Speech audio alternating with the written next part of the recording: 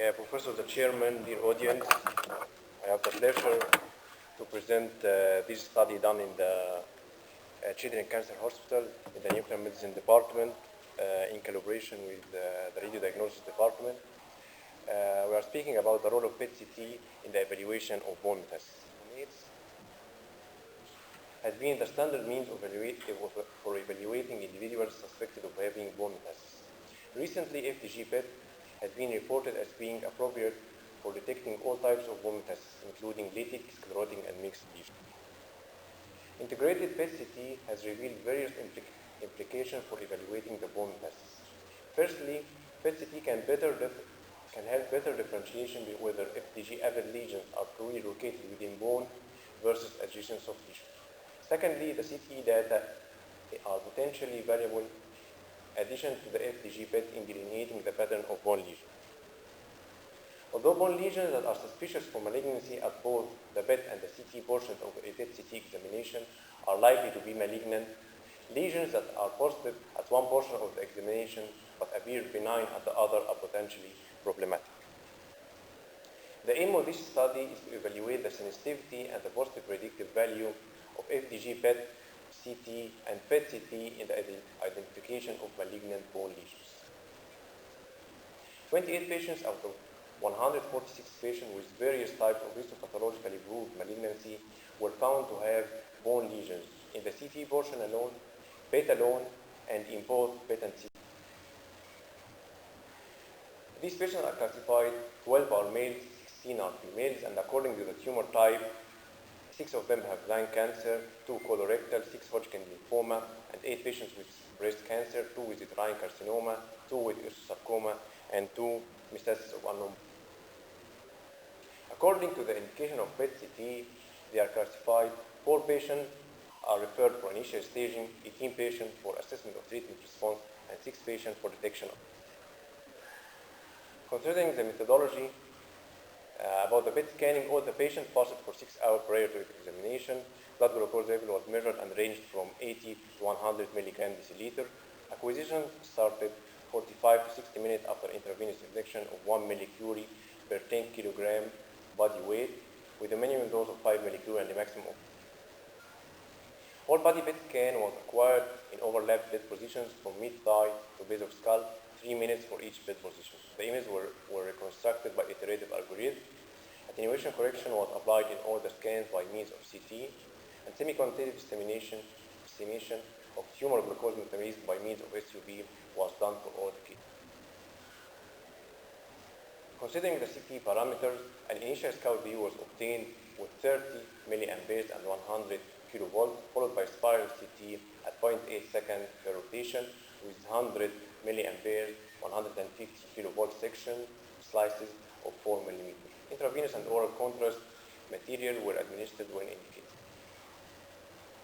The criteria used in the diagnosis of positive lesions in PET study are visual assessment of the focality and location of each lesion, visual assessment of signal intensity by means of comparison to physiological structure such as the liver, evaluation of the signal intensity of foci on the basis of semi-quantitative standardized uptake value.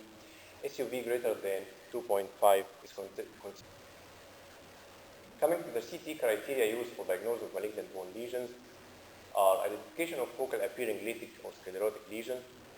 Additional features that favor malignancy include marrow replacement, soft tissue component, endosteal scalping, cortical breakthrough, periostal reaction, expansile appearance, or associated pathological practice. Sensitivity and positive predictive value for the standalone PET, standalone CT, and PET-CT for correctly identifying bone lesions in several different scenarios were calculated. Coming to the results, the 28 patients included in this study showed 95 bone lesions suspicious for malignancy. The PET alone showed 24 lesions, the CT alone showed 23 lesions, and both PET and CT showed. Out of the 48 lesions identified as positive for malignancy at both PET and CT, 46 lesions proved to be malignant, and 2 lesions were benign. The 44 lesions of the 46 malignant lesions are lytic, and 2 only are sclerotic. The maximum SUV lesions for these lesions range between 3.9 to 13.2, SUV 9.1. All the PET-CT detected lytic lesions were malignant. It means that 100% positive predictive value and sensitivity in the lytic lesions. Therefore, the positive predictive value and sensitivity of combined PET-CT for detection of malignant bone lesions were 95 and 100. The PET and CT findings were discordant in 47 lesions, of the 95 bone lesions. In the 24 lesions that are positive at PET and negative at CT, 19 proved to be malignant, and 5 proved to be benign. The maximum SUV of malignant lesion ranged from 6.4 to 12.3 with maximum SUV 8.9, while that for benign lesion ranged from 2.3 to 4.8 with mean SUV 3.2. Thus, the positive predictive value and sensitivity of the stand-alone PET is 79 and 55%. Out of the 23 lesions that were negative at PET and positive at CT, 15 were malignant and 8 were benign. With the positive predictive value and sensitivity of stand-alone CT is 65 and 44% respectively. All the 15 malignant lesions appeared as lytic lesions, while 4 of the 8 benign lesions were lytic and 4 were sclerotic. Here is a diagram showing us that the PET-CT showed the high sensitivity and high positive predictive value coming after the PET alone, and then lastly the CT. We consider the effect of therapy on the appearance of various lesions on the PET and CT. We see that all the lesions that are false negative in the PET, only detected by CT, were subjected to different types of treatment, either radiotherapy, chemotherapy, or hormonal treatment. It's worth noting that the PET detected all the bone lesions of 4 patients referred for injury.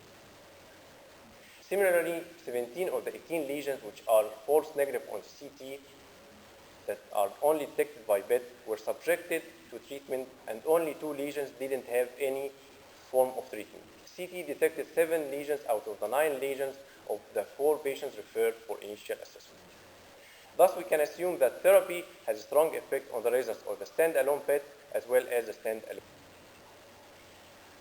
We also consider the tumor type on the appearance of the FDG uptake on the PET-CT. We attempted to compare the positive predictive value of different examination modalities according to the tumor type. However, because of the small sample size, when the data are analyzed separately according to tumor type, all differences were not statistically valid.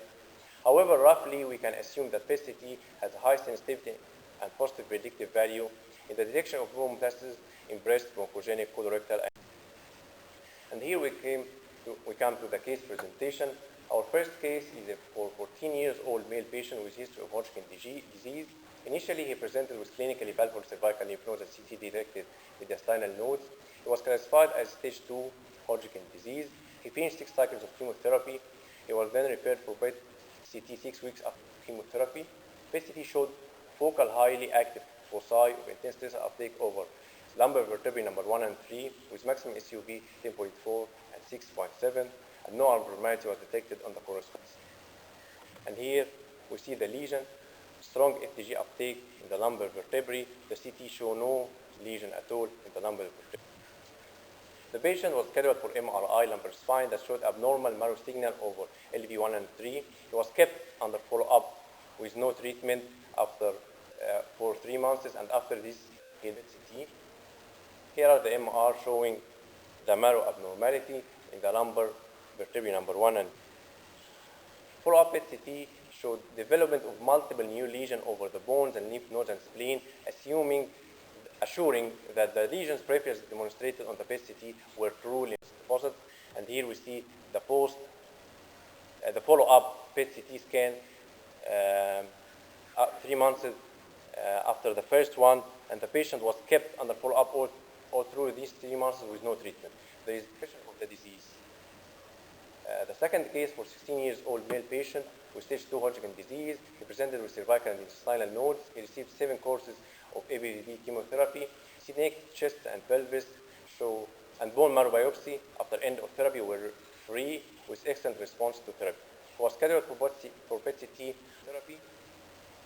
PET-CT showed 2 metabolically active foci of intense FDG uptake over left iliac bone and proximal right femur with maximum SUV 7.8 and 9.6. The CT component only detects the left iliac bone lesions that appear as lesion.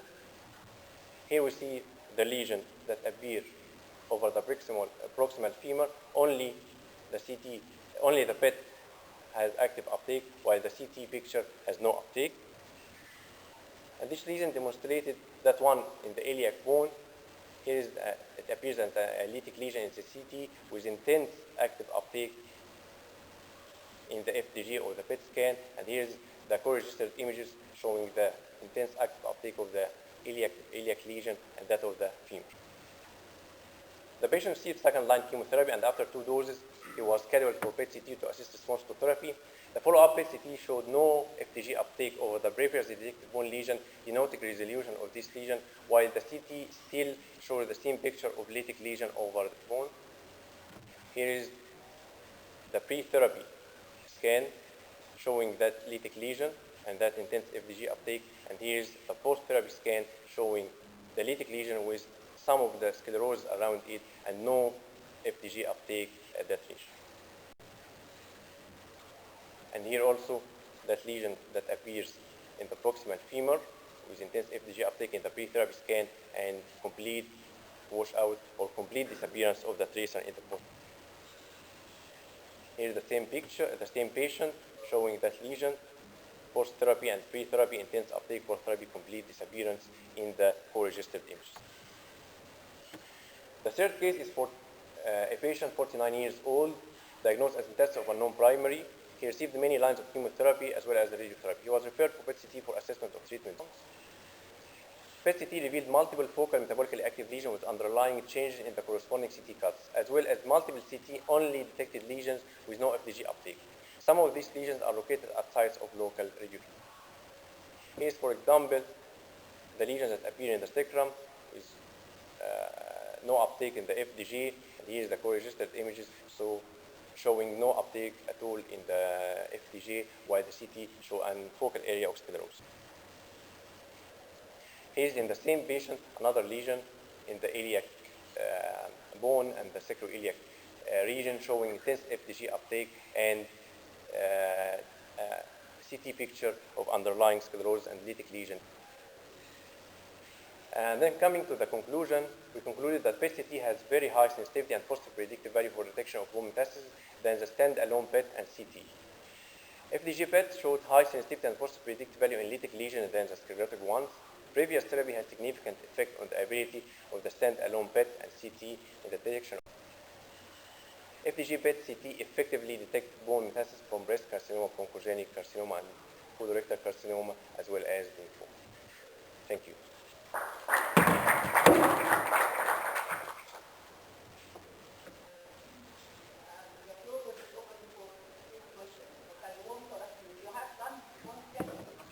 No, not all the cases. Because the not all the cases.